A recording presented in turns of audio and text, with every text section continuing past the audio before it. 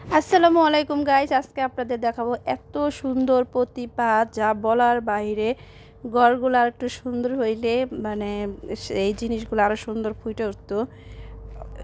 অনেক প্রতিভা আছে যা আমরা নিজের চোখে দেখি না।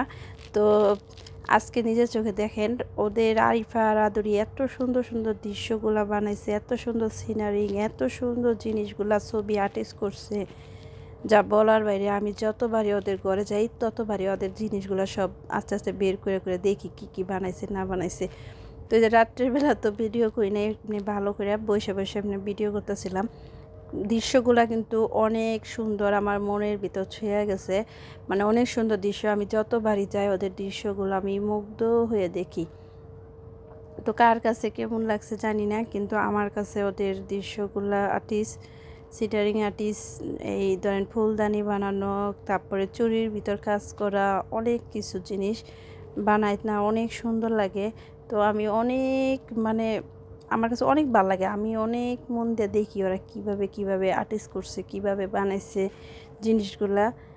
অনেক সুন্দর হয়েছে ওদের জিনিস। আমি শুধু ওদের জিনিস দেখে আমার মেয়েরে বকি যে ওদের সাথে থাকো, একটু ভালো করে জিনিস শিখতে পারো না, আর্টিস্ট করতে পারো না, বানাতে পারো না। ওরা কী সুন্দর সুন্দর করে জিনিস আর্টিস্ট করে বানায়, অনেক সুন্দর হয়।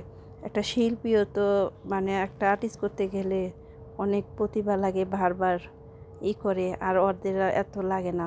ওরা মনোযোগ দিয়া এই যে এত সুন্দর এই দৃশ্যটা, আমার এত ভালো লাগছে। এই সিনারিটা খুবই ভাল লাগছে, অনেক উঁচায় তো ভিডিও করছি শুধু কাঁপতেছে। সিনারিটা আমার কাছে অনেক সুন্দর লাগছে, কার কাছে কেমন লাগছে জানি না। তো যদি ভালো লাগে কমেন্টস করে পাঠাবেন। তো যদি এই প্রিন্টারগুলা যদি নিতে চান তাহলে আমার ভিডিওতে কমেন্টস করে জানাবেন। জানি না কেমন লাগছে কার কাছে, আমার কাছে ভালো লাগছে, তার জন্য আমি আর কি আমার মনের ভাবটা প্রকাশ করলাম। আমার কাছে অনেক সুন্দর লাগে, মাশাআল্লাহ, অনেক সুন্দর, অনেক সুন্দর মেধা ওদের। সবাই দোয়া করবেন ওদের জন্য। আল্লাহ হাফিজ।